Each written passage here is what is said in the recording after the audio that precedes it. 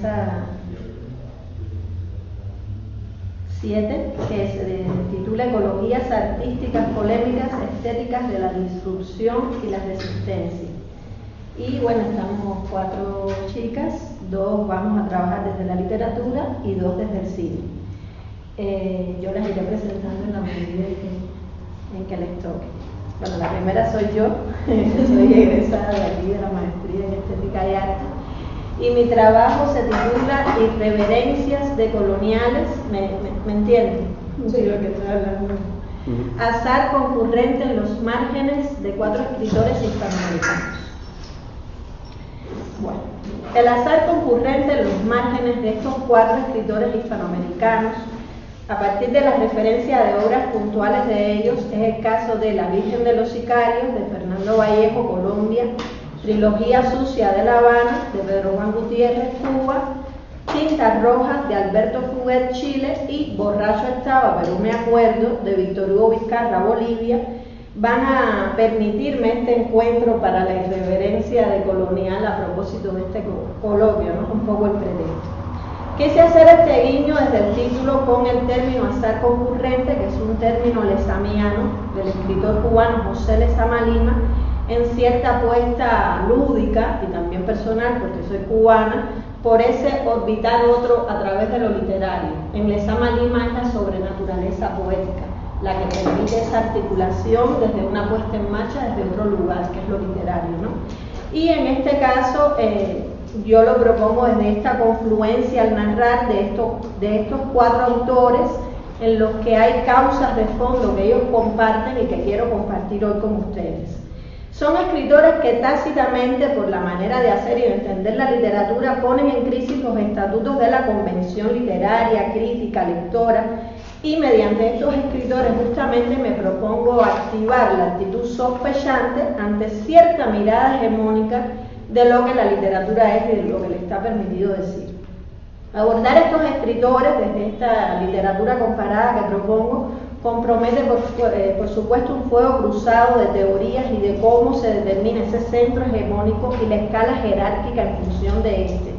La literatura entonces, para pensarnos desde esa indisciplina epistemológica, decolonial, porque no, a contrapelo de esa condición hegemónica, exige comprender el tamiz excluyente que dentro de determinada tradición o tradiciones ha implicado dictaminar un canon, con todo lo que esto conlleva, el uso del lenguaje, la concepción de personajes, de contextos, muchas veces importados desde esa gran literatura decimonónica de los escritores europeos, y que ha instituido una cierta producción de la diferencia, la pertinencia de expresar que hay en juego ahí, más allá de lo literario, que se invisibiliza o margina.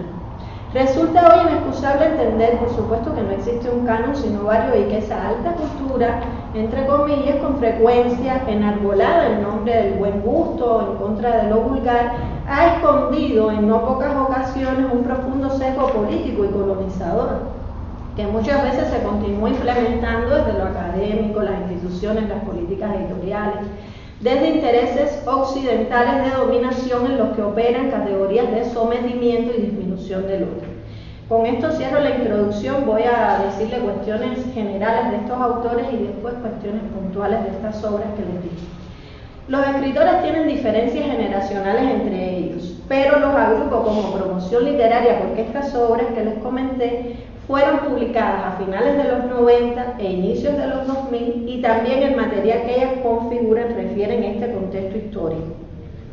Los años 90 abren con el auge de políticas neoliberales en la región que incrementan brechas entre sectores beneficiados económicamente al interior de nuestros países y una creciente pobreza para una gran mayoría de la población que se encuentra en condiciones de vulnerabilidad e indefensión preocupantes.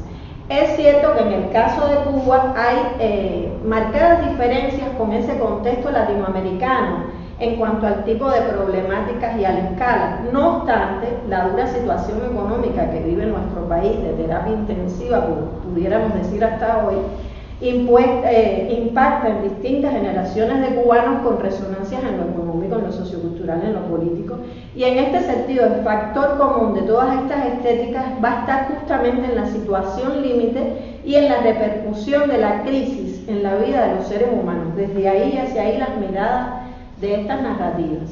En el caso de Trilogía Sucia, voy a empezar por Cuba, como es una parte, ¿no? Por su particularidad, está contextualizada en lo que se denominó en Cuba periodo especial en tiempo de paz, que es la crisis de los años 90.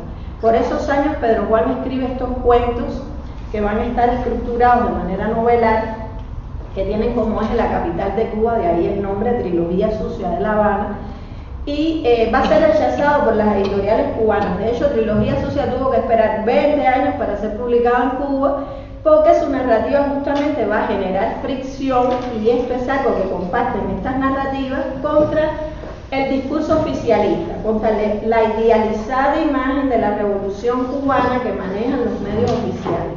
En esta década, el panorama político, estoy hablando de los 90, el periodo especial, el panorama político en el ámbito internacional tuvo un giro que puso boca arriba a la isla, con la caída del muro de Berlín, la disolución de la URSS, con la que teníamos una dependencia económica notable. Asimismo, se arrecia el bloqueo a la isla con la implementación de 2 leyes en esos años. En fin, los efectos eran imposibles de ocultar. Cíclicas oleadas migratorias, cortes eléctricos frecuentes, falta de alimentos, de medicamentos, muertes provocadas por el éxodo marítimo, separaciones familiares, incremento de la prostitución, alcoholismo, actos delictivos, un contexto nada idílico de la Cuba revolucionaria. Y son las circunstancias desde un plano muy específico que servirán a Pedro Juan para presentarnos este universo literario, que, como nos refiere Francisco López Sacho, un importante escritor y crítico cubano, premio nacional, murió hace poco, dice: de pronto comenzó a cifrarse un territorio para la literatura, cuyos sentimientos y valores eran la cara opuesta y oculta al discurso mediático, según el cual habíamos crecido hasta convertirnos en el país más culto del hemisferio, sin pobreza, sin marginalidad. El territorio literario de Pedro Juan Gutiérrez abría un corredor sombrío, casi alucinante, donde los personajes se movían por intereses mezquinos, también por deseos sexuales y muchas veces por instinto de violencia y de supervivencia. No había en ellos la más remota idea de un modelo de conducta y ni siquiera la sombra de una ideología.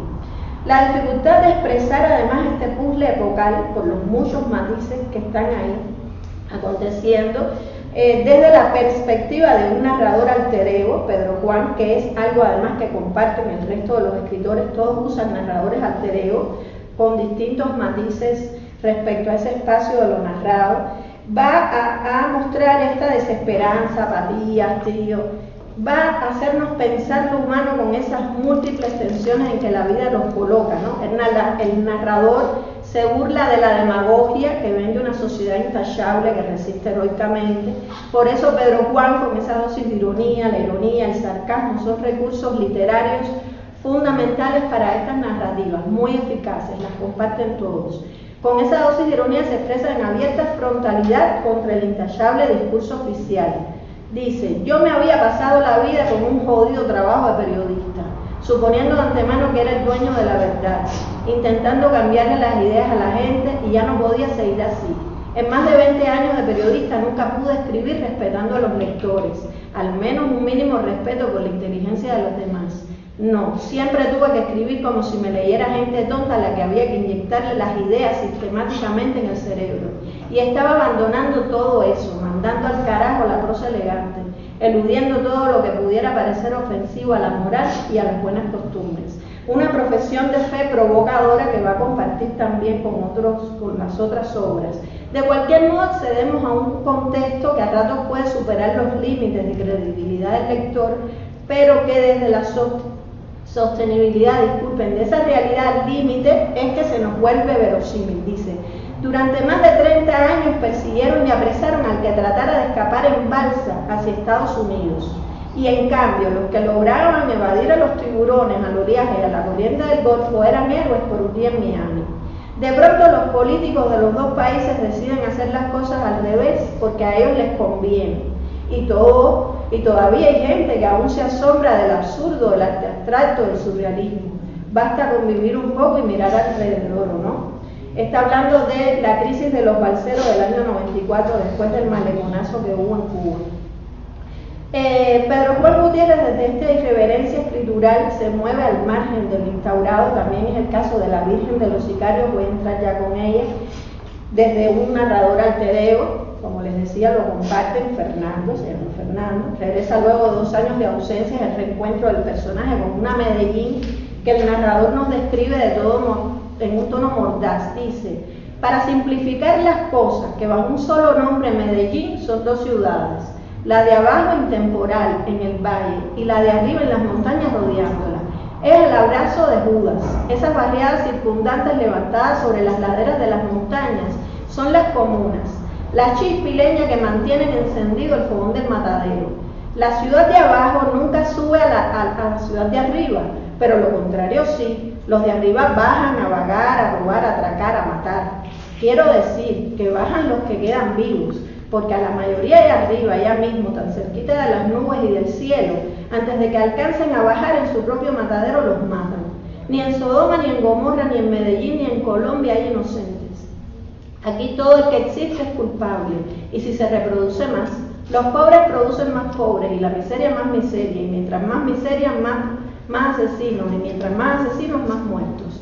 Esa es la ley de Medellín, que regirá en adelante para el planeta Tierra. Tomen nota. El narrador sitúa la historia en medio de la violencia del conflicto generado por los carteles de droga en los 90, los sicarios juveniles que dominan la ciudad. Fernando tiene un romance con uno de estos sicarios y eso le permite como narrador entrar y salir. Llevada la historia a una escala que coquetea con la farsa y el absurdo. Asustan esas realidades porque se mueven al límite. Entonces no estamos seguros dónde es que empieza a moverse el nivel de realidad ficcional o si es la realidad la que se mueve a ese nivel. Lo paródico configura la distopía, enrarece el nivel de realidad, como les decía, como cuando ese narrador se mueve en medio de una balacera y eso pasa, o su amante Alexis va por la ciudad matando sin la menor vacilación, como un ángel justiciero. Es una narrativa desacralizadora, sin asomo de corrección política ni en la manera de hablar los personajes, ni en lo que piensan, ni en cómo se relacionan. En todo caso, esos personajes son coherentes con ellos y con su contexto, lo que sin duda tributa a la verosimilitud de las historias. El uso del lenguaje es fundamental en esto. En el caso de Pedro Juan también, por ejemplo, que volá hacer, tengo un businessito para ti, está capturando el modo de habitar y de articulación social de esos personajes. En el caso de Fernando Vallejo, bazuco, fierro, quebrar, muñeco, camello, gonorrea, son más que palabras, son un modo de articulación de las cosas en ese universo. Desde esa configuración se interpelan las estructuras de poder. Lo surreal también es una recurrencia que encontramos con la similitud con Pedro Juan, cuando Fernando dice: el hombre invisible recordó esas combinaciones de objetos mágicos insólitos con que soñaban los surrealistas, como por ejemplo un paraguas sobre una mesa de disección. Surrealistas estúpidos pasaron por este mundo castos y puros sin entender nada de nada, ni de la vida ni del surrealismo. El pobre surrealismo se estrella en añicos contra la realidad de Colombia. En Cuba hay un documental que se llama Bretón es un bebé, que un poco también va en esta cuerda. Otro tanto sucede con el boliviano Víctor Hugo Vizcarra, entro en la de Bolivia, el narrador alter ego Víctor Hugo, esta especie de diario de su deambular por las calles de La Paz, en una infancia apenas inexistente, disfuncionalidad familiar, violencia callejera. El personaje nos da acceso también no solo a un modo de hablar en un país como Bolivia, a determinadas barriadas, ciertas personas, mendigos, etcétera. Muchos ni siquiera superan los 18 años de edad. Su proceso vital de llegar a la adultez, si lo logran, es un deambular citadino difícil. Dice Víctor Hugo: las cantinas o tragueríos que frecuentan la muchachada, los bohemios, noctámbulos, artilleros, artistas imaginados están en zonas muy populosas y no se parecen en nada a los bares donde va la llamada gente decente. En estas cantinas se ven batallas campales, robos, violaciones, pero también romances apasionados. El oriental funciona a puerta cerrada desde la medianoche y aquí se puede comprar y fumar sobrecitos de base. No hay temor de que llegue la cana a fregar, y eso que este boliche es conocido. Entre los clientes habituales está el Coco Suárez, declarado por los tribunales un adicto crónico. El Coquito asegura que cuando se muera, los médicos se van a pelear por comprar sus pulmones.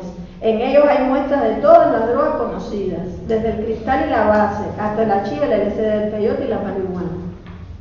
En ese sentido es una literatura que nos permite mirar lo humano desde lugares muy específicos.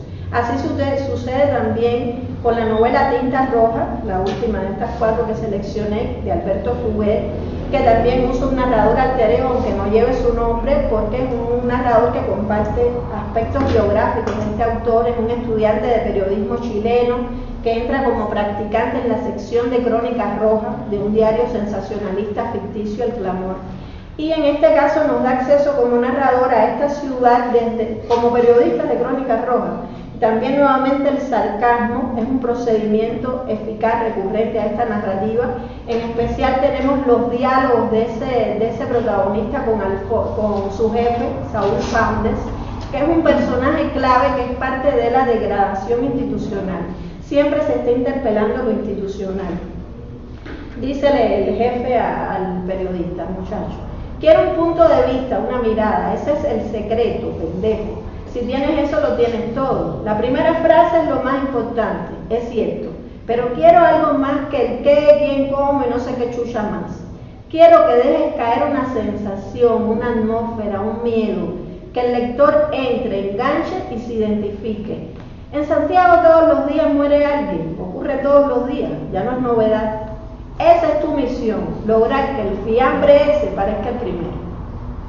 Alfonso, desde su perspectiva y su búsqueda de la noticia para cubrir la sección, accede a esa ciudad de asesinatos, robos, corrupción, que va transformando la propia óptica del protagonista y que interroga en ese quehacer cuestiones como ética profesional, identidad, respeto por el dolor ajeno, relaciones sociales, familiares, en fin.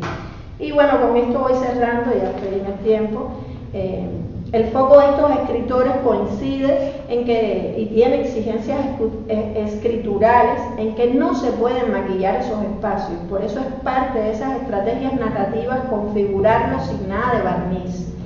Ellos nos conmueven y colocan frente a seres humanos que nos devuelven la mirada y nos desnudan, nos obligan también a un continuo equilibrismo en el margen y a esa irreverencia. Y en ese sentido, estas narrativas me sirvieron como pretexto, ¿no?, a caerse como herejías que interrogan identidades instituidas como inamovibles, que dudan, cuestionan, disienten, se equivocan y aciertan en el complejo proceso de reinventarnos, de resistencia y de reexistencia. Ya está.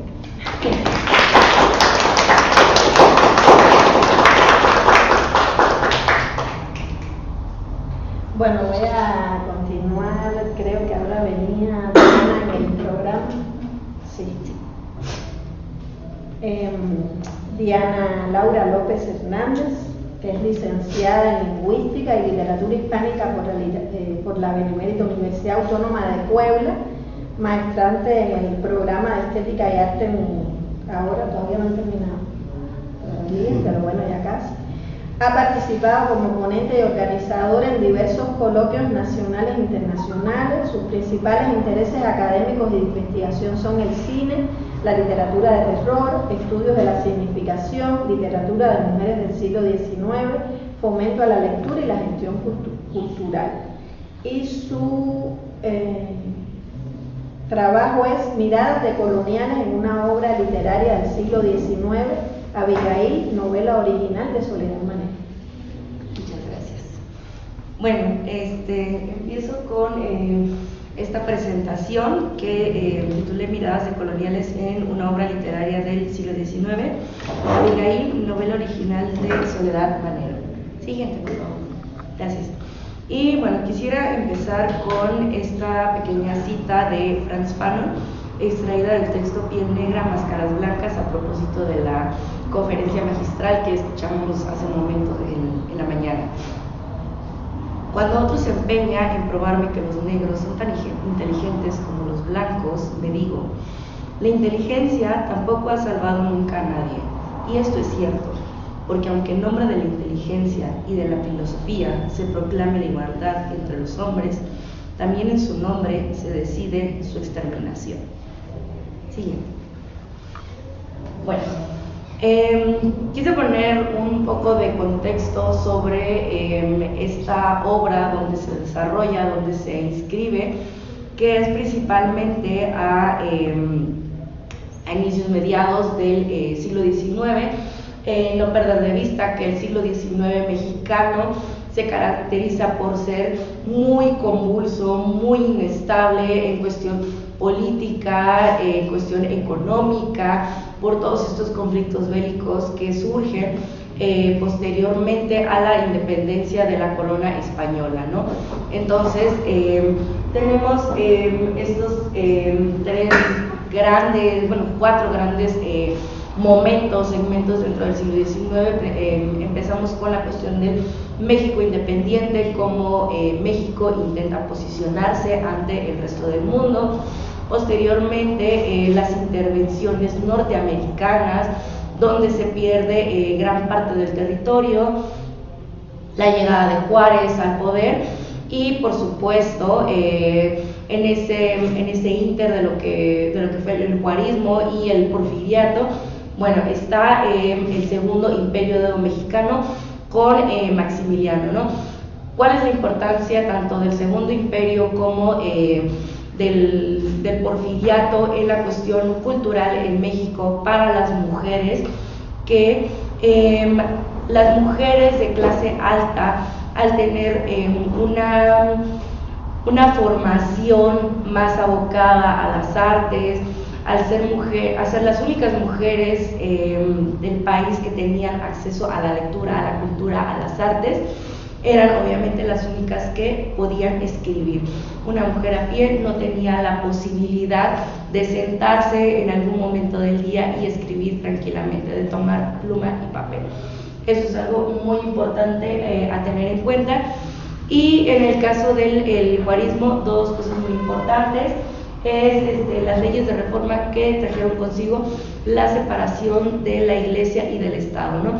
Esto también trajo como consecuencia esta cuestión de la libertad de culto, ¿no? Ya no solamente tenemos la religión católica como la oficial, como predominante, ¿no? Ya empiezan a abrirse otro tipo de ideologías, que aunque en menor medida, pero ya empiezan a sondear a lo largo del territorio mexicano. ¿Sí? Ok, bueno. Introduzco aquí a la autora Soledad Manero de Ferrer, bueno, ese es su nombre de casada. Su nombre de pila es María de la Soledad Asunción Gris Manero. Ella nació en la ciudad de Oaxaca y falleció en Orizaba, Veracruz. Contó con publicaciones nacionales e internacionales, destacándose no solamente en prosa, sino también en poesía, ¿no? Parte de la incursión de Soledad Manero también estaba en los temas ligados al espiritismo, ¿no? Por eso la importancia de esa separación de la Iglesia y del Estado durante la época del juarismo, ¿no? Y bueno, algo a destacar también de ella es que formó parte de la Sociedad Espírita de Señoras junto con Esther Ploves y Amalia Domingo y Soler. Siguiente. Ahora, en esta cuestión de la teoría de la decolonialidad, como tal, la teoría, la colonialidad se articula como parte fundamental de la modernidad. No podría entenderse el funcionamiento de una sin la otra. El fin del colonialismo no significó el fin de la colonialidad, entendiendo que esta es la lógica cultural que forma parte, acompaña, complementa y sobrevive al colonialismo mismo. Se disfraza de verdades supuestamente absolutas, de valores supuestamente universales, de una supuesta superioridad humana y o cultural por parte del colonizador. De acuerdo con esta definición proporcionada por José Ramón Fabelo Corzo en La colonialidad cultural y la lógica del capital, El colonialismo opera a nivel del pensamiento, del imaginario. Se trata de una estructura abstracta en las mentes de las personas. Cabe destacar que la colonialidad no se limita únicamente a los sujetos colonizadores, sino también a los colonizados. La modernidad, tal como se concibió en Occidente, tuvo su pilar principal en las colonias establecidas a lo largo del mundo. La idea del hombre libre en cuanto a su pensamiento y su quehacer solo es posible en un contexto europeo sostenido a partir de la explotación de otros sujetos y otras tierras. La acumulación de bienes, fundamental para el sistema capitalista, creció exponencialmente mediante el colonialismo, lo que conlleva una práctica totalmente moderna y a su vez inherente al funcionamiento del sistema capitalista. El funcionamiento de la colonialidad en el campo de la estética se puede vislumbrar desde la transformación y reorientación del término aestesis a estética, tal como menciona Mignolo de la siguiente manera. Si estesis es un fenómeno común a todos los organismos vivientes con sistema nervioso, la estética es una versión o teoría particular de tales sensaciones relacionadas con la belleza. Se trata entonces de una delimitación respecto a lo bello. En ese sentido, ¿cuál sería la relación universal en torno a lo bello? El principal problema de haber pasado de la aestesis a estética radica en un sesgo desde la enunciación de quién determina los límites y alcances del fenómeno. La visión occidental respecto a la belleza ignoró todas aquellas visiones que se encontraban en discordancia sobre aquello que consideraban bello, por lo que terminaron universalizando las formas de la estética a partir de un pensamiento eurocéntrico que respondía a una clase todavía menos universal, la burguesía. Esta universalización de apenas unos cuantos implicó un proceso de colonización a partir del pensamiento y del imaginario. Es de tenerse en cuenta que los colonizados siempre serán mayoría a comparación de sus colonizadores, pero ello no garantizará una autonomía de pensamiento. De esta manera, el poder opera a través de la colonialidad. Pablo Corso cita a Quijano al respecto. El poder es una relación social de dominación, explicitación y conflicto por el control de cada uno de los ámbitos de la experiencia social humana. Es así como la colonialidad del poder opera en distintos niveles de la existencia humana, teniendo como piedra angular la dominación de unos sujetos sobre otros. En este caso, la colonización de tierras lejanas en beneficio de un centro de poder económico que opera bajo la lógica del capital. Una visión decolonial sobre estas formas en las que opera la colonialidad del poder trae a debate y diálogo todas aquellas herencias que Occidente legó al pensamiento latinoamericano. En ese sentido, no se trata de una negación del pasado, sino de un entendimiento y, en todo caso, una reconstrucción. Entender la conformación de espacios tan complejos y multiculturales como lo son América Latina no solo requiere un rescate y entendimiento de la herencia precolombina, sino una comprensión de la cultura occidental sobre el sincretismo y el mestizaje que hizo posible nuevas identidades, todas en plural.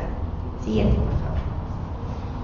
por favor. Ok, ahora pasando con la novela, esta tiene como argumento central una noche en la que el Monte Vesubio está por hacer erupción, pero todo empieza en una pequeña ermita donde está un pequeño grupo de resistencia. Llega un conde Hugo Sarrastri, a darle noticias acerca de la revolución que se ha gestado en Francia, ¿no? Entonces, ¿cuáles son los puntos importantes a entender sobre estos personajes? Los personajes dentro de la ermita son todos judíos. El conde que llega es un conde católico. Y aquí tres personajes muy importantes. Simón, bautizado, es un hombre de bautizo católico, es un judío convertido. Su nombre judaico era Eleazar. Su hija Abigail, que no se ha convertido, y como ya he mencionado, el conde. característica muy importante de Abigail que nos ha convertido es una mujer hechicera. Entonces, transmite este momento, llega el conde, se fascina por ella, le pide que le revele el futuro y ella le advierte que no se debe comprometer en esta empresa, que regrese, que se case con la mujer que se comprometió. Él no hace caso, empiezan a huir y tras pasar unos días en el castillo de Eleazar son apresados, pasa el tiempo, el conde intenta buscarla, no la encuentra, se casa y en el día de la boda llega ella completamente trastornada y lo único que hace es asesinar a la esposa. Ese es todo el argumento de la pequeña novela. ¿Qué sucede aquí? Que la manera en que se mueven estos dos personajes, hay aquí una discordancia y una exotización por parte del conde hacia este personaje que es Abigail. Una, la fascinación por esa belleza que él denomina como algo fuera de otro mundo, ¿no? Fuera de este mundo, ¿no? Que es lo que a él lo deja, lo que a él lo deja cautivado, ¿no? Y otra parte, el hecho de no aceptar al otro, sí te tengo, pero en mis términos, en mis condiciones. Yo, conde Sarrastri, te amo a ti, Abigail, pero no lo suficiente porque tu religión me lo impide, ¿no? Tu Dios no es el mismo que el mío y eso me impide romper ese límite, ¿no? Entonces nos encontramos nuevamente ante esta relación de dominación, ¿no? Es el hecho de que se encuentra una figura de poder, se encuentra un subalterno, pero es esa parte completamente exótica, ¿no? Siguiente, por favor. Ok, entonces, aquí están estos dos pequeños extractos, ¿no? En el que él empieza, ¿no? Encantadora joven, hace rato que creía ser presa de una ilusión, ¿no? Entonces, el conde reconoce todas estas cualidades, pero siempre se enfrenta este pequeño pero, ¿no? Entonces, está el encanto ligado a una figura que considera exótica, pero no está ligado a todas estas características hegemónicas, ¿no? Y en la otra parte, ¿no? Si hubiera nacido pagano, que no hay una correspondencia con ese pensamiento religioso, ¿no? Y es esa parte, que la colonialidad está arraigada no solamente con el colonizado, sino también con el colonizador, ¿no? Está dentro de su imaginario que él no puede hacer la parte de su misma realidad, ¿no? Y en esta otra parte, ¿no? Cuando él le dice, Abigail, créeme, yo no podré vivir sin ti, mas no sé por qué siento en lo profundo de mi alma un vago presentimiento que me desgarra. Tu religión no es la mía y yo no podría traicionar a mi Dios por una mujer, aun cuando esa mujer adorada tuviese en sus manos mi existencia, ¿no? Entonces, está nuevamente esa necesidad del colonizador por sobre el otro, pero nuevamente no supone una integración del colonizado hacia la vida del colonizador. Siguiente. Y bueno, esta pequeña reflexión que quise hacer en torno a esta novela, tanto dentro como fuera del texto, ¿cuáles son las implicaciones a partir de una mirada decolonial?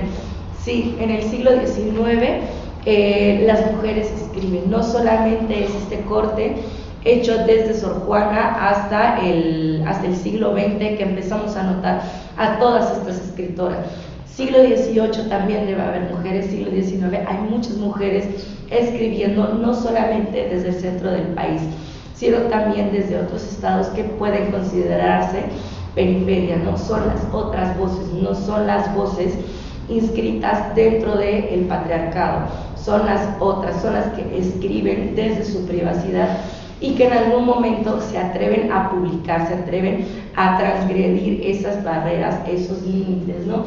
En este caso muy particular estamos hablando de pues una heroína no católica, ¿no? Se está rompiendo esa narrativa hegemónica de presentarnos personajes que se alinean ante esa tradición religiosa, ¿no? La importancia de la libertad de culto problematizar sobre los imaginarios de lo religioso, que precisamente tiene su ruptura a partir de las leyes de reforma. Y bueno, algo muy importante, una crítica que también vería a partir de esta escritura es que si bien no se habla, si no se habla en ciertos momentos desde lo ligado a lo hegemónico de que son mujeres, y en el caso de Soledad que está desde la periferia, no deja de ser una enunciación occidental y también no deja de ser la visión de una mujer de clase alta, pero que son esas mismas condiciones las que a ella le permitieron escribir, enunciar y en todo caso hacer que esta novela pudiera ser rescatada y llegar al día de hoy a ser estudiada. Y eso sería todo. Muchas gracias.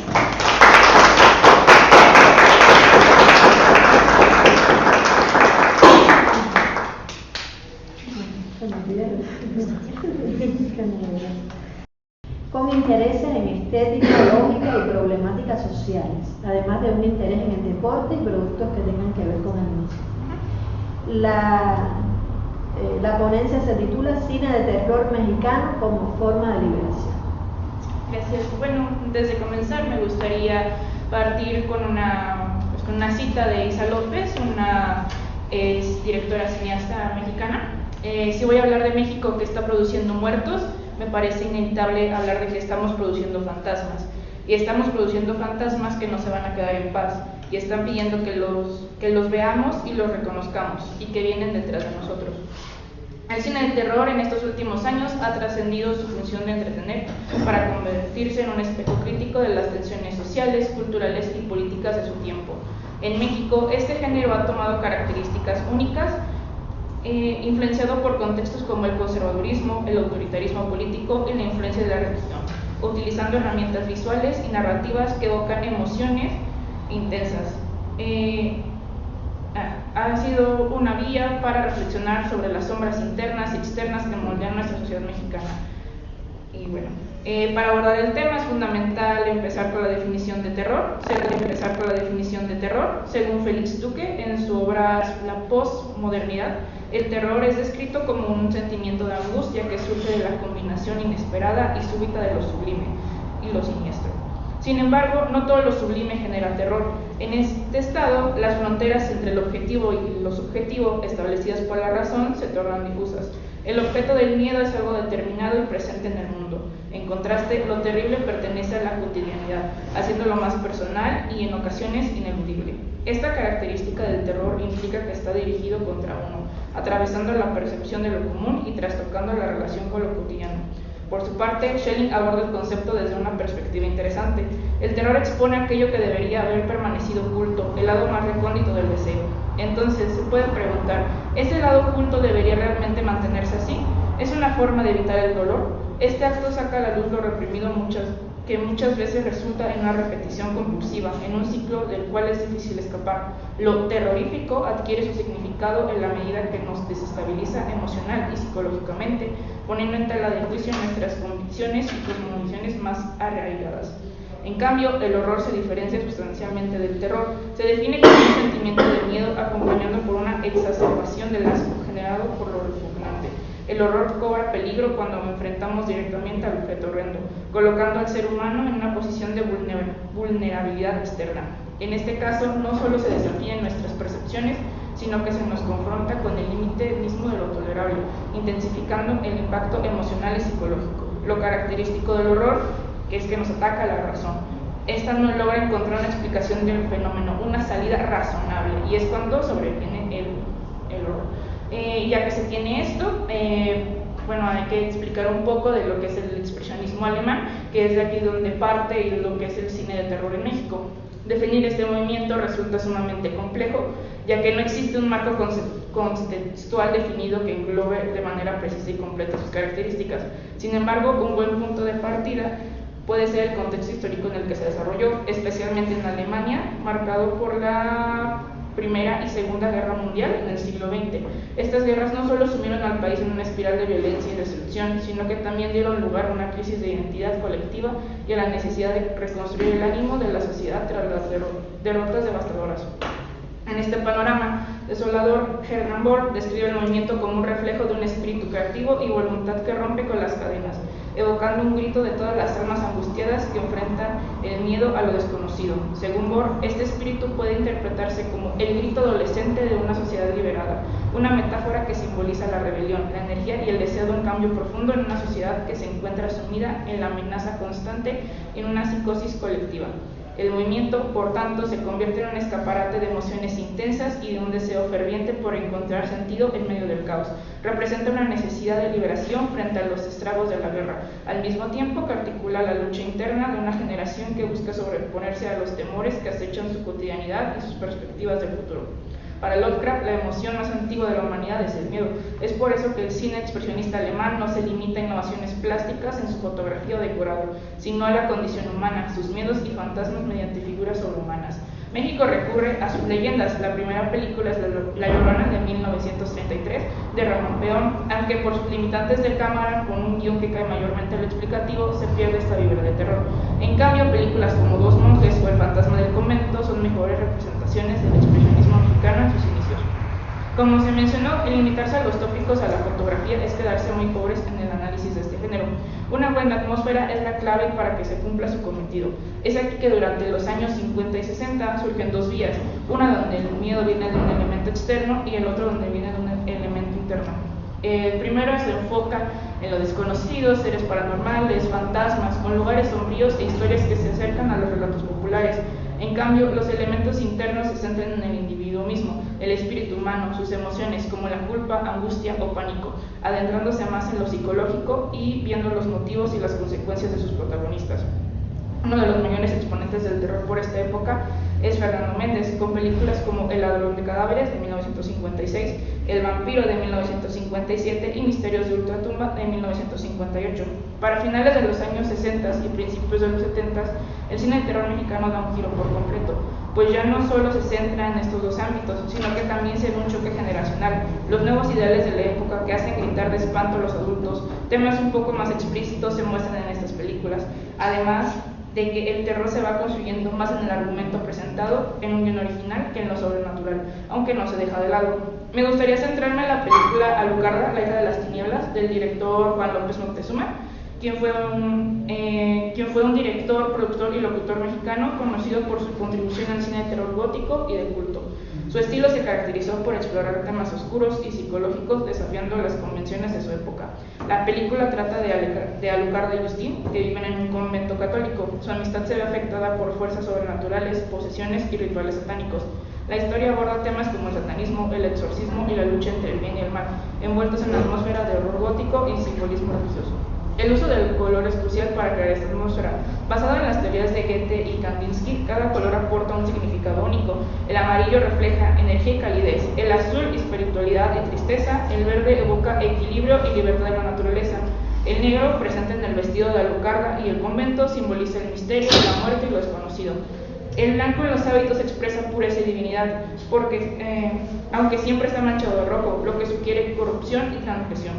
El rojo, el color predominante, representa el pecado, la pasión y el caos, reforzando el choque entre lo divino y lo profano. La película utiliza una paleta de tonos oscuros y rojizos, intensos para simbolizar el mal y la violencia, mientras que los contrastes con los colores apagados sugieren una pureza corrompida, llevando al espectador a una experiencia visceral y emocionalmente impactante. Pero no se concentra solamente en los colores, cada toma está cargada de simetrías y diagonales. Las líneas diagonales son herramientas clave para dirigir la mirada del espectador hacia un punto central, como figuras religiosas o símbolos de la muerte, creando tensión y dinamismo. Estas diagonales también distorsionan la percepción del espacio, generando una sensación de desestabilización, que hace que las imágenes sean inquietantes y perturbadoras. Este recurso visual amplifica la atmósfera, transformando además el escenario en un elemento cargado de significado.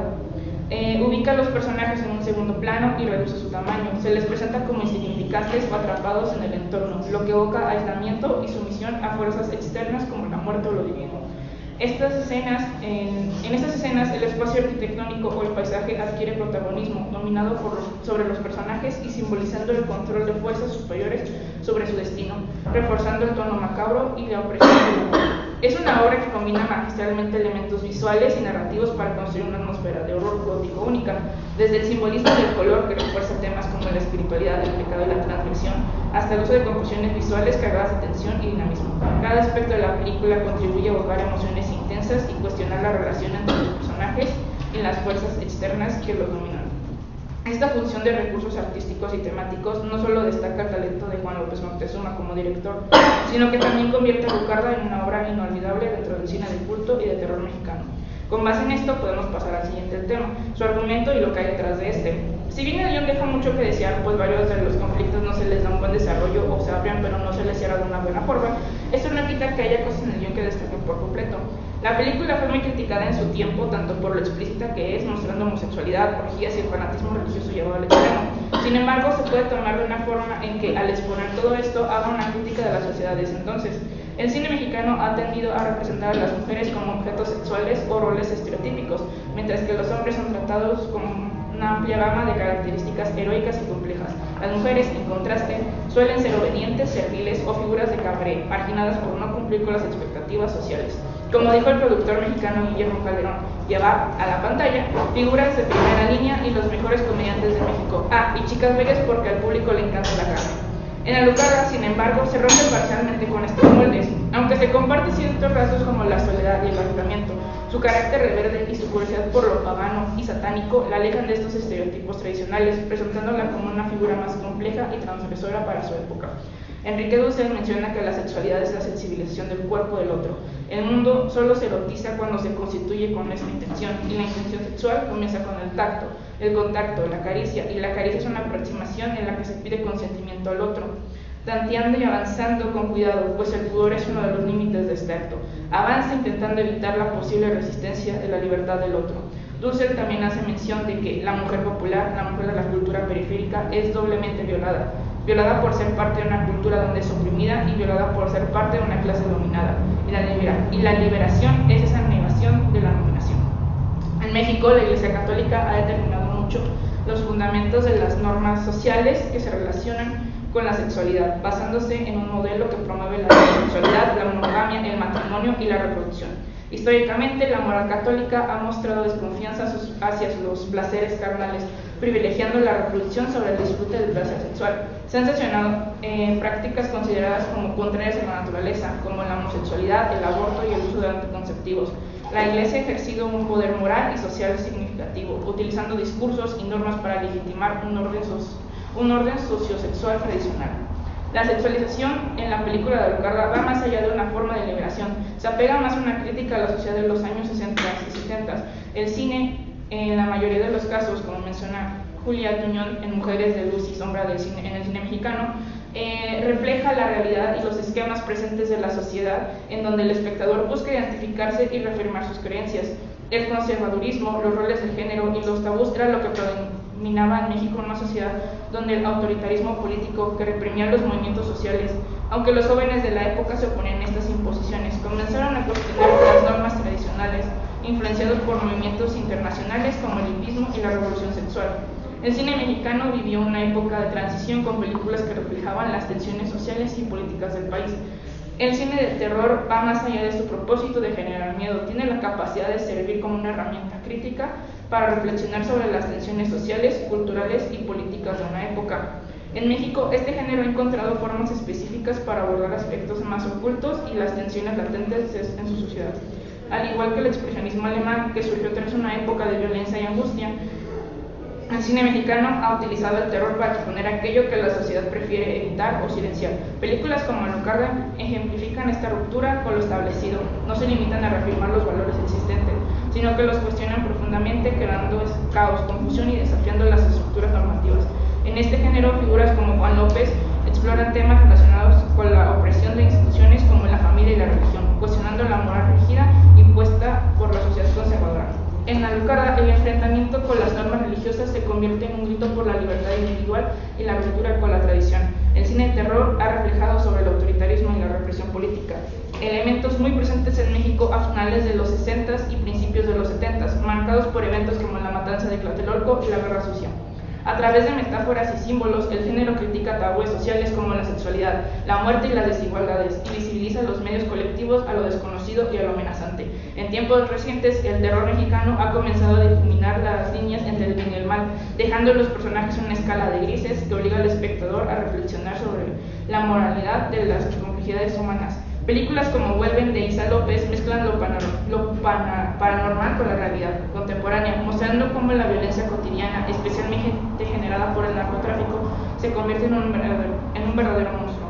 Así, el cine de terror mexicano se posiciona como una plataforma para cuestionar los miedos individuales y colectivos, desafiando lo desconocido y surgiendo que las verdaderas amenazas no siempre vienen de lo externo, sino que se encuentran dentro de nosotros mismos. Este género permite no solo la reflexión, sino también la posibilidad de abrir debates sobre los problemas y tensiones que definen a nuestra sociedad. Ya para concluir, a través de metáforas y símbolos, Alucarda transgrede los límites de lo aceptado, cuestionando la opresión de la religión y la familia, mientras explora temas tan complejos como la sexualidad, la rebeldía y la lucha por la libertad individual. Esta obra demuestra cómo el cine de terror puede ser un espacio para confrontar los miedos colectivos, desde el control social hasta las fuerzas internas que todos cargamos. En última instancia, este género no solo refleja los horrores externos, sino que también nos lleva a enfrentar las sombras dentro de nosotros mismos, abriendo la puerta a reflexiones necesarias sobre nuestra identidad y nuestro tiempo. El cine de terror es más que un vehículo para generar miedo, es una herramienta poderosa para desafiar y cuestionar las estructuras sociales, políticas y culturales.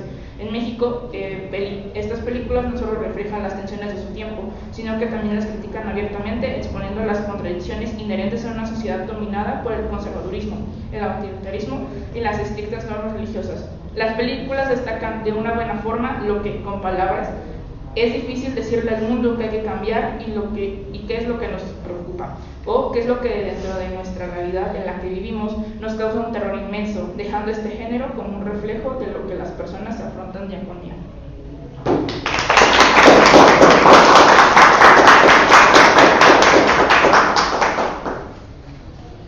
Como última ponente de la mesa tenemos a Vanessa Paola Rojas Sánchez, que es artista plástica y audiovisual. Actualmente cursa la maestría en Estética y Arte aquí de la facultad, en donde desarrolla una investigación sobre el concepto de lo siniestro como condición y límite de lo bello en 2 largometrajes de ficción.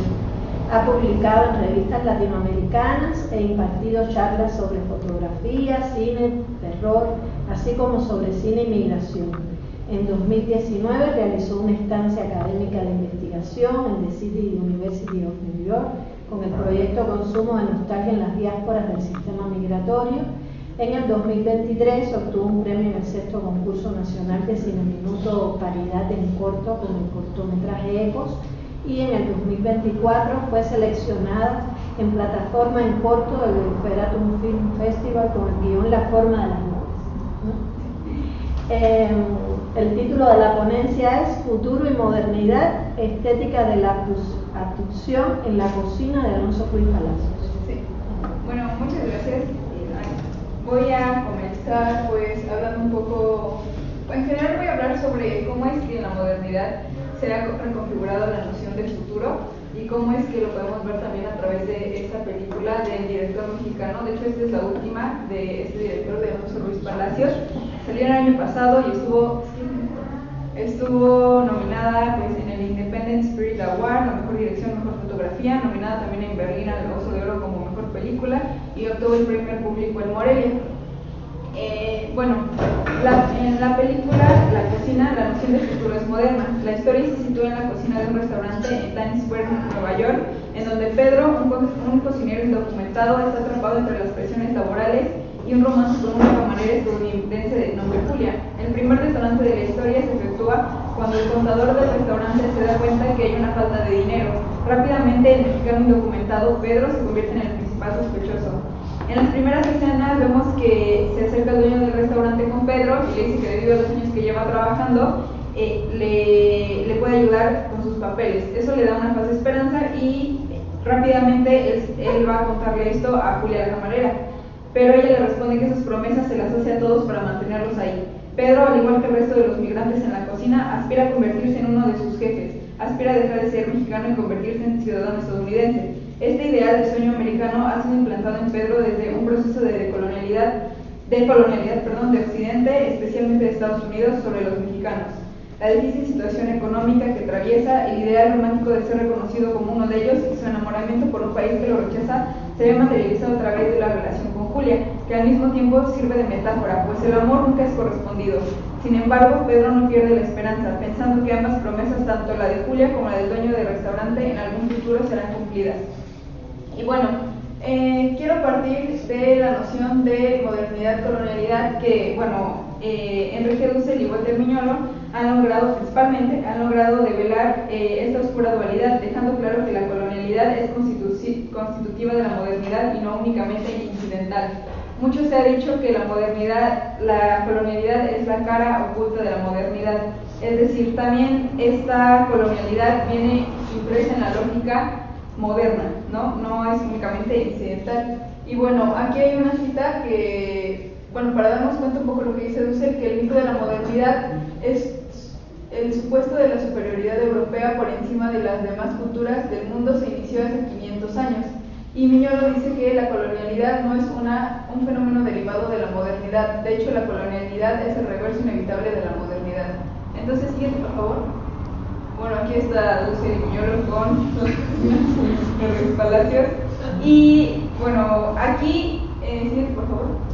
Quiero plantear un poco lo que habla Pedro Pablo Gómez en Estéticas Fronterizas, diferencia colonial y opción estética de colonial, en donde pues sigue esta lógica moderna colonial que ya lo traían algunos teóricos como precisamente Enrique Dussel y Walter Miñolo, pero a esto Pedro Pablo le añade el estudio de la estética, la cual también es constitutiva de la modernidad, pues recordemos que hablamos de una imagen del mundo, ¿no? Entonces, para que se pueda dar esa imagen del mundo, pues no es necesaria una manera en cómo vemos y cómo interpretamos, es necesaria una estética, también colonial y de dominación. Y bueno, el autor parte de una primera modernidad que emerge en Europa en el siglo XVII, en la cual se gesta una teoestética que funciona como instrumento de evangelización y civilización, como colonialidad del ser. A partir de que se inventa América como un nuevo mundo, comienza la negación del otro y esta negación se lleva a cabo a través de instrumentos que justifiquen esta diferencia. Es muy importante hacer énfasis en esto de que en Europa se inaugura la modernidad cuando se completa el mundo, porque entonces América se vuelve una proyección de Europa, una imitación que debe seguir ciertos pasos para poder llegar a la modernidad. Estos pasos implican, por supuesto, la negación de los saberes y sentires de los colonizados y la destrucción de su imaginario. Entonces, siguiente, por favor.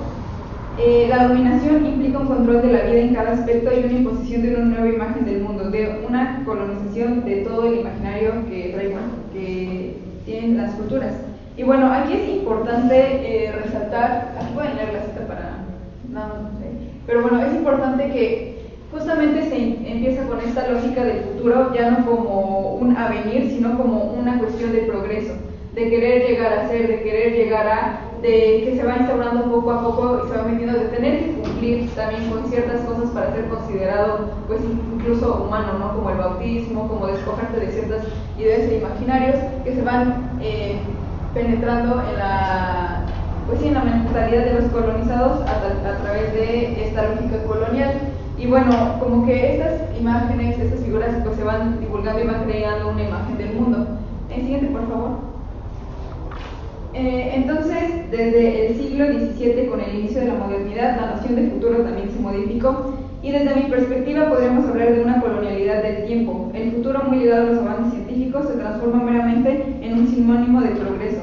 De esta manera se instaura una concepción lineal en la que el fin es siempre la superación en términos occidentales de la etapa anterior. Una serie de mejoras continuas se instaura en la concepción del futuro progreso. De esta manera, no solo hay una colonialidad del presente real, sino de la ficción del futuro. Aunado a ello, pues, la noción de expansión por parte de los colonizadores europeos, ligada a una lógica capitalista de crecimiento constante, reafirma la expansión del tiempo presente al futuro, la idea de pensar siempre en lo que obtendremos y nunca en lo que tenemos. Viene también de una lógica capitalista imposible de la inconformidad permanente propiciada por una lógica de expansión continua. Es decir, como también la modernidad atravesada por el capitalismo, pues impone esta lógica de siempre querer el crecimiento constante y la expansión. Entonces, digamos que siempre se tiene que haber una etapa mejor que la anterior. Y esta es una idea que en la migración pues sí se tiene muy metida en el inconsciente, como no sé si ustedes han visto de que, por ejemplo, mexicanos o personas latinoamericanas en general migran a Estados Unidos y sienten también como la presión familiar, ¿no? De que van a mejorar, de que van a traer el dinero y de que tienen, o sea que cuando regresen pues prácticamente serán mejores, tendrán más dinero. Entonces como que también por esa necesidad económica pues migran y al final quieren, o sea, como se metió esa idea del sueño americano de querer regresar con más o de querer regresar como superar etapas, ¿no? De querer también tener la nacionalidad estadounidense. Entonces pues esto es una instalación de la diferencia colonial que aquí en la película de Alfonso Ruiz Palacios lo podemos ver muy presente porque por ejemplo incluso a través de los encuadres, de los emplazamientos de cámara, de todo podemos ver cómo siempre se instaura como este límite, ¿no? Como pues sí, como esta frontera, en donde por ejemplo aquí vemos al dueño del restaurante encerrado en un círculo, ¿no? Hay una frontera que divide de Pedro, que es Raúl Briones, bueno, que interpreta Raúl Briones, y como que siempre está, por ejemplo, en la cocina está esta cuestión de la barra y hay una parte en la que Pedro, ya como que asumido esa lógica, le dice a la camarera, no, este es mi lado. Y este es una línea y este es el tuyo, no puedes pasar, no me puedes exigir. Entonces como que esa lógica se va perpetuando y lo podemos ver incluso, les digo, como en la cuestión técnica de los emplazamientos de cámara, los encuadres, aquí. Y siguiente por favor. Y bueno, algo se va ligando esta idea, ¿no? De futuro y progreso. Y ahorita vamos a ver un poco más adelante este frame otra vez. ¿Podemos? Al siguiente por favor. Entonces, bueno, aquí tenemos una cita de doctor José Ramón Jovelo Corso, en donde dice, esta lógica presupone como necesidad la expansión permanente, el crecimiento constante. Como muestra Marx, la plusvalía solo se convierte en capital si trae consigo la acumulación, y ello es posible porque el producto excedente, cuyo valor representa aquella, encierra ya los elementos materiales de un nuevo capital. Analiza de un modo concreto la acumulación. La acumulación se reduce a la reproducción del capital en una escala progresiva. En otras palabras, el capital no puede ser capital si no es a costa de su reproducción ampliada. De ahí que su lógica presupone la expansión permanente. Pues vamos a ver cómo también la modernidad y el capitalismo pues van teniendo la misma lógica de expansión, de crecimiento, ¿no? De abarcar más espacios y de acumulación permanente. Siguiente, por favor.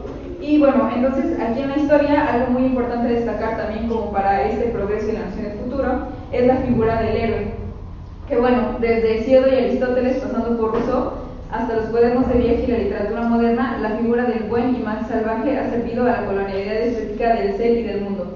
Por una parte vemos cómo es que, por ejemplo, Aristóteles hace en su poética una estructura de 3 actos, que es necesaria una catarsis y un retorno, y ese retorno no es necesariamente triunfal.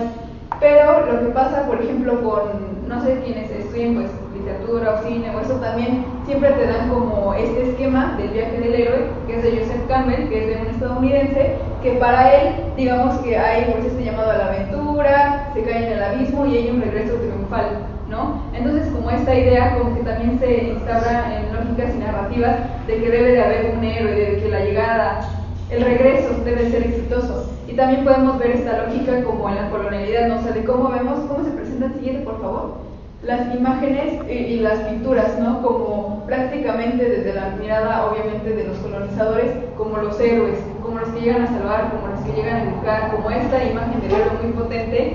Y por otra parte, se empiezan a clasificar, pues, a los sujetos colonizados, como por ejemplo entre el buen y el mal salvaje, ¿no? El buen salvaje es aquel que sigue las normas, que quiere bautizarse, que quiere unirse a la religión de los colonizadores, y el mal salvaje pues es aquel que no sigue las normas, ¿no? Que no se comporta y que muchas veces se adjetiviza, como por ejemplo en la modernidad, colonialidad y los estudios visuales, Nacheli Jiménez de Val hace como este análisis, digamos, del mal salvaje, como lo ven a través de la figura del caníbal, ¿no? Entonces como que empiezan a decir, a exotizar, a decir, no, pues son salvajes y son malos salvajes, ¿no? Entonces, en este sentido, digamos que el descubridor o viajero burgués pues es este héroe y los otros son pues los salvajes, los buenos, los que se adhieren a las normas, los malos, los indios rebeldes, paganos y hasta caníbales.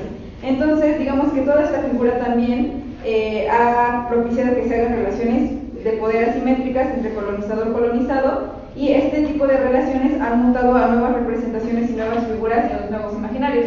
En la cocina, el personaje de Pedro es ese mal salvaje, el no educado, impulsivo y colérico.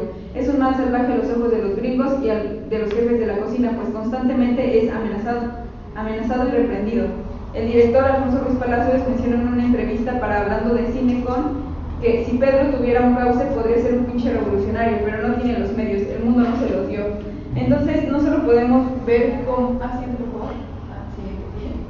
Entonces, digamos que él también es digamos, como se ha conocido en la narración, como un antihéroe, ¿no? Digamos, es esta persona que siempre está como, sí, queriendo tener una aspiración de ser el ciudadano estadounidense, pero al mismo tiempo pues siempre colérico, enojado, ¿no? Como yendo en contra de las normas, yendo en contra de los gringos. Incluso hay una parte en la que entra una persona sin hogar a la cafetería y él le regala langosta, ¿no? Y entonces pues, o sea, como que lo regañan por eso, y él siempre está como, pues defendiendo sus ideales, aunque a veces trata de lidiar con eso, ¿no? Entonces vive como en esa frontera también, de querer ser, pero al mismo tiempo no tener pues no tiene su familia, no tiene nada, y está como en ese constante choque entre lo que es y lo que quiere llegar a ser.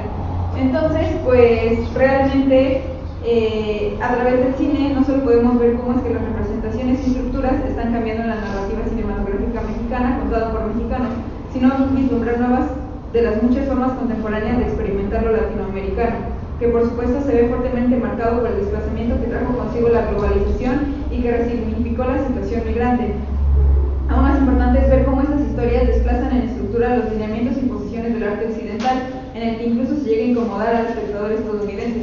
Pues Alfonso Ruiz Palacios, el director, mencionó que no tenía el mismo recibimiento la película en México que en Estados Unidos, que los mexicanos a veces se reían de los chistes de Pedro o se identificaban, y los ciudadanos de Estados Unidos pues como que tenían esa risa nerviosa, como que también decían, pues digamos que estamos siendo los malos ahí, estamos tratando mal a los migrantes, y como que se reían de los chistes pero de manera nerviosa. Esto es lo que cuenta el director. Entonces para mí, cuando Nacheli Deval escribió Ver es el primer paso hacia la posesión, para mí también hace referencia a la posesión de lo recuperado, de la imagen de nosotros mismos como latinos. Y siguiente, por favor. Bueno, aquí un poco saco esta cita de Franz Hinkel-Lame, de La crítica de la razón utópica, en donde cómo vamos a pensar el futuro ahora, ¿no? Y él dice que tenemos que pensar el futuro también desde una crítica trascendental, es decir, hay una parte muy importante que ahorita no podemos ver por el tiempo, pero en verdad les invito a que vean esta película, y una parte en donde los migrantes pues salen todos que trabajan en la cocina, que eso me gusta mucho, que no solo son mexicanos, ¿no? Sino de todas partes del mundo que viven esa misma situación en la cocina de Nueva York, y se empieza, Pedro le dice como de cuál es su sueño, ¿no? Y él empieza, algunos empiezan a decir, no, pues yo tener una casa, tener un taller y eso, y dice, no, como de, ¿cómo tu sueño va a poder ser eso? O sea, ¿cuál es tu verdadero sueño? Y entonces llega es afrodescendiente que está hablando con ellos y le dice como de, no, pues mi ideal es desaparecer, ¿no? Y le dice, bueno, ¿a dónde te quieres ir? Y él empieza a contar una historia de un sueño que tuvo, de que vienen alienígenas prácticamente y se llevan y desaparecen, ¿no? Y ya dice, simplemente desaparecer, quiero desaparecer de acá, ¿no? Y entonces como que por eso puse como estética de la abducción, porque al final, ¿puedo regresar al de Progreso Futuro, por favor?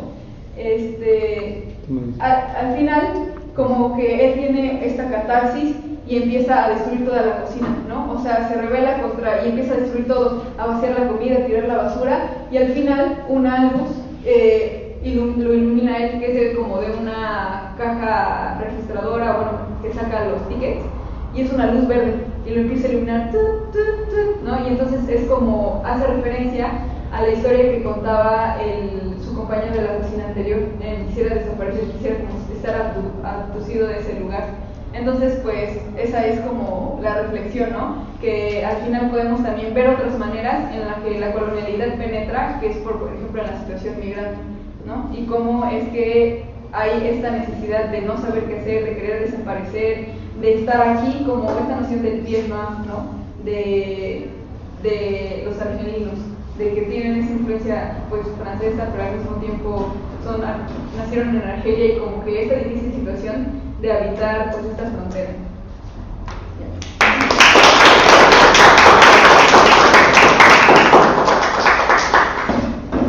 Bueno, tenemos unos minutos para si quieren hacer algún comentario, alguna pregunta, algo que quieran comentar. Yo me conectaba un poquito, bueno, voy a comentar con esta historia que no he visto la película, pero bueno, relatabas, tiene también similitud con las narrativas que yo abordé, también el uso del antihéroe. Yo tengo un texto que es el antihéroe, lo que nos permite ver, porque justamente a diferencia del héroe trágico, con toda esa grandilocuencia que asume su destino heroico en pos del colectivo para tener un efecto moralizante y de ejemplo, ejemplarizante, el antihéroe pues está arrastrado por sus circunstancias y lo que le interesa, o sea, lo que está de a lleno es en esa subsistencia y en esa precariedad. Entonces, un poco desde los matices, ¿no? Porque desde los matices también todos estos narradores artereos pues son antihéroes que están pues movidos por sus circunstancias. Y lo otro que me recordaba es una película de Fernando Pérez, que es un realizador cubano muy bueno. Él tiene una película que se llama Sweet Havana, que es sobre es una película experimental, porque usa la vida de varias familias cubanas, la sigue, no tiene parlamentos. Elige varias familias cubanas, las va grabando durante un tiempo, con circunstancias difíciles, ¿no? Cada uno con su... Y al final de la película él les pregunta a todos, ¿cuál es tu sueño? Hay una señora que todas las noches prepara maní y por la mañana sale con los cucuruchos a vender los cucuruchos de maní. Y cuando al final de la película él le va preguntando a cada una de estas personas, que se mueve entre la de la ficción, el documental y eso, y le pregunta, ¿cuál es tu sueño? Y la señora es la que más me impactó de todas, ¿no? Hay un señor que tiene un síndrome de Down, que su preocupación es no morirse para que el niño no se quede solo, así van poniendo. La señora dice, no, ya yo no tengo sueños. Un poco la historia de desaparecer, ¿no? Que te impacta porque la señora dice, bueno, tu sueño, no, ya yo no tengo sueño. Y es un poco la realidad esa de... En este caso no son migrantes, son personas que viven en su país, pero que están también atravesando una situación límite.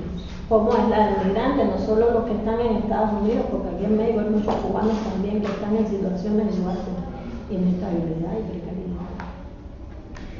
Y bueno, no sé si alguien quiere compartir algo más. Sí.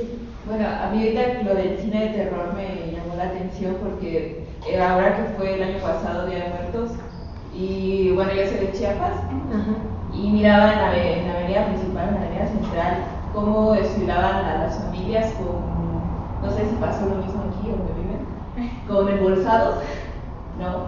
O sea, simulando muertos, o sea, y ahorita con esta cuestión de la narcocultura, ¿no? Que esta negativa o el no enfrentar este terror o este miedo genera estos personajes, ¿no? De terror de la cultura mexicana. A mí me llevó a pensar eso creo que históricamente ha sido así, ¿no? O sea, esa normalidad con la que vemos la muerte no es más que una forma de protegerte, ¿no? De la realidad que nos acongoja ahorita, ¿no?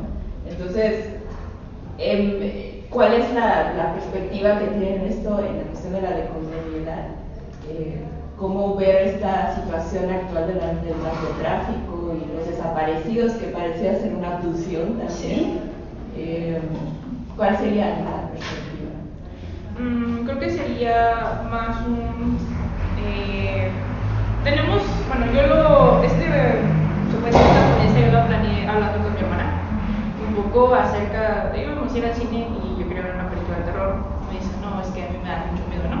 Y yo, ¿de por qué te van a dar miedo si lo que te debería dar miedo es que en algún punto nosotros podamos desaparecer? Entonces ahí ya como una plática más, discusión que plática, fue más un, bueno, entonces, ¿qué es lo que se supone que nosotros, a lo que nosotros deberíamos de tener miedo? Y ahí empezó como que, pues, como indagación, ¿no? De que, a ver, ¿cómo va a estar? De hecho, al principio iba a ser más una comparativa con el cine de terror estadounidense, pero ya dándome un poco dije, no, hay algo más en esto del cine. Y creo que en esta parte de coloniales, más que nada, en la película de Alucarda, al menos, es esta crítica a lo que es el autoritarismo, las tradiciones, la religión, que vienen de otras partes, como lo que es Europa. Tenemos demasiada tradición europea con la religión, entonces sería como hacerse ese cuestionamiento de por qué tenemos que seguir esto, por qué no tenemos como que nuestras propias tradiciones, y también de esa tradición vienen sus miedos de ellos. Entonces es de por qué tenemos que tener miedo de algo que ellos viven en su contexto, ahora sí que en su lugar de origen, y no nosotros, que tenemos un contexto diferente, una dinámica social diferente, y aparte el territorio en el que vivimos es muchísimo, por ejemplo, en este caso muchísimo más grande que lo que es Europa. Entonces creo que ahí sería más este cuestionamiento de por qué estos miedos los tenemos que vivir nosotros cuando podríamos tener otros miedos que van enfocados a nuestro propio contexto.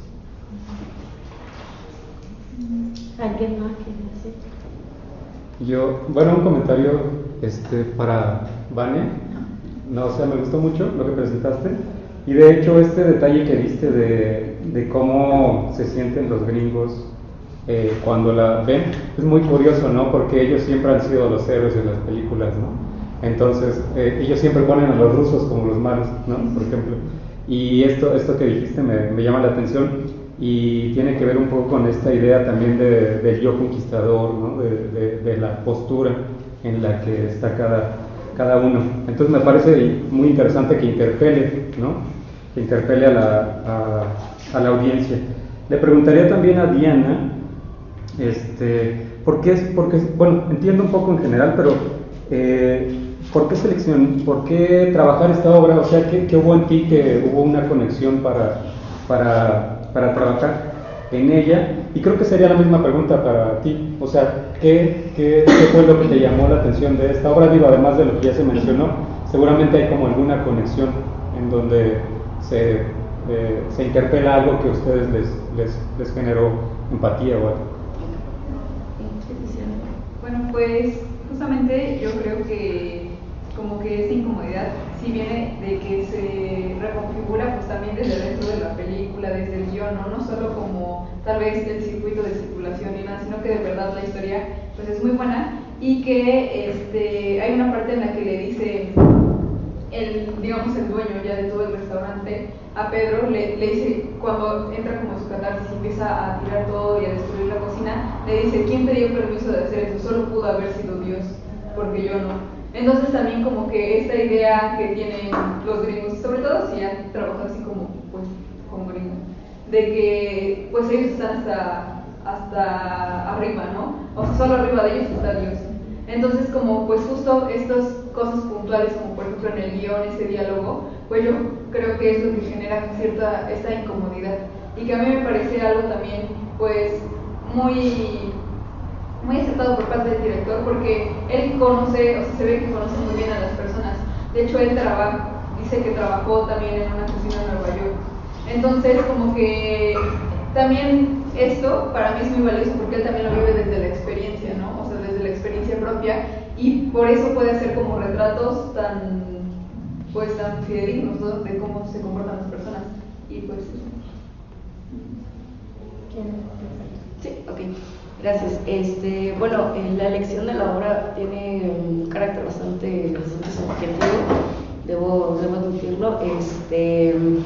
Cuando yo llegué a esta obra, simplemente porque me dieron nombres de mujeres escritoras del siglo XIX, entonces simplemente empecé a hacer rastreos, ¿no? Y cuando yo encuentro esta novela lo que me llama la atención es el hecho de que sus publicaciones no siempre se dan desde Ciudad de México, ¿no? desde el centro del país. Esa fue la primera cosa que me llamó la atención de ella. Y lo siguiente fue las temáticas que trabaja, ¿no?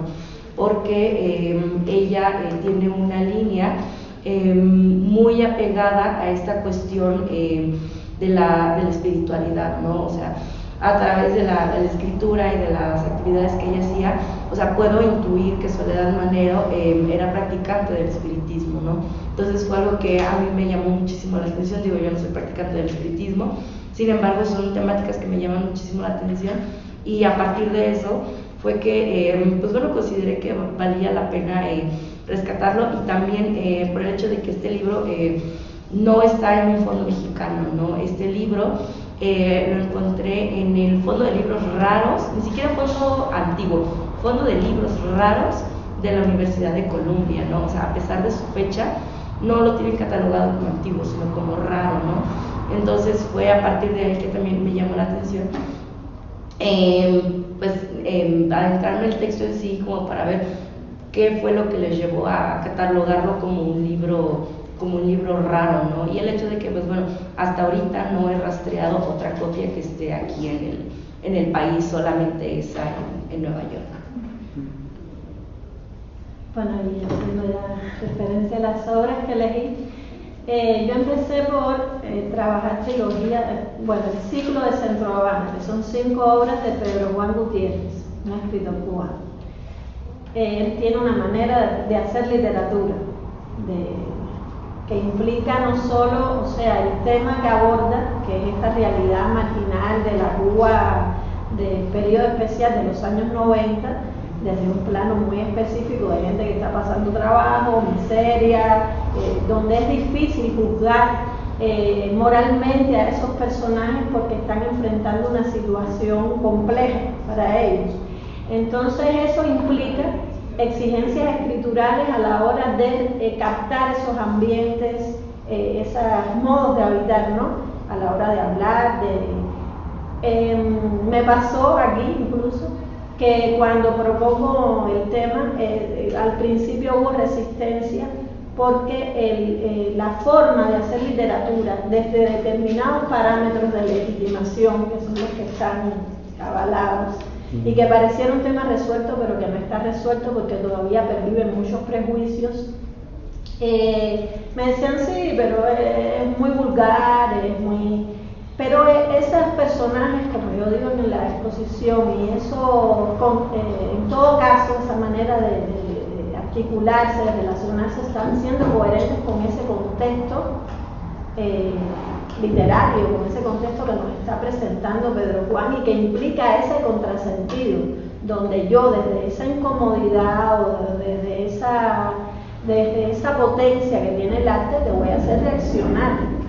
No es para que tú te sientas bien, ni para que tú lo veas bonito, ni para que te guste, es para molestarte, para hacerte reaccionar. Creo que es algo que comparten estos autores, y que la forma de entender la decolonialidad, a veces, un criterio mío, me parece como maniqueo, en el sentido de que no son formas conceptuales estancas, donde lo decolonial es esto, y hay un entrecruzamiento donde uno puede ver actitudes de respeto por la alteridad, desde muchas propuestas que son irreverentes y que lo están proponiendo sin proponerse, de manera explícita, donde hay atravesadas muchas cosas, y además teniendo en cuenta que toda ecología artística, literaria en general, como una ecología, es compleja. Hay muchos elementos en tensión, incluso los factores mercantiles de mercado, los intereses de mercado, están ahí a veces desviando la atención porque nos exotizan. Esa literatura es atractiva para los europeos, porque está mostrando un lado caricaturesco y no, pero desvían la atención ellos desde intereses de mercado hacia lo caricaturesco, y a veces se pierde la calidad literaria de esas obras a la hora de enfrentarlas. y te quedas entonces en la superficie, ¿no? Si está rico de leer porque si hacen el amor y lo esto, la manera que lo dicen, ¿me entiendes? Y se pierden muchas posibilidades de lectura, de interés, de potencia, de revolución que hay ahí. Y por ahí más o menos van los tiros. Bueno, no sé, ya quién más quiere, ya estamos ya casi para entregar para la siguiente mesa.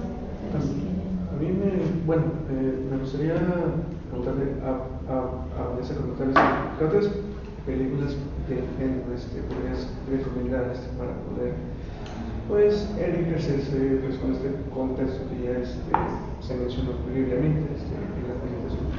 Sí, pues justamente a mí me gusta pues, mucho también. Y yo siento que últimamente, o sea, porque, bueno, ella habló de Ricardo y así, pero en los años recientes también ha habido mucha producción de cine, bueno, por ejemplo, una que no es de terror, pero que no sé si les gusta, es Suho apenas.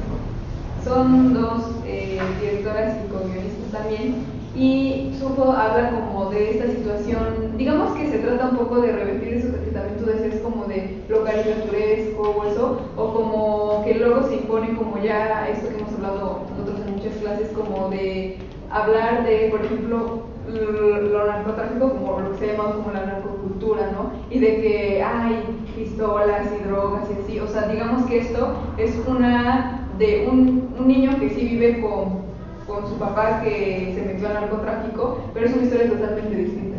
O sea, reivindica totalmente también y hace como que también a los personajes sensibles, porque muchas veces justamente es se vuelve a recaer en esa como caricaturización o también ese menosprecio del salvaje, ¿no? Pero el salvaje narcotraficante, y acá es como una cosa distinta de la experiencia de un niño que se llama Suho.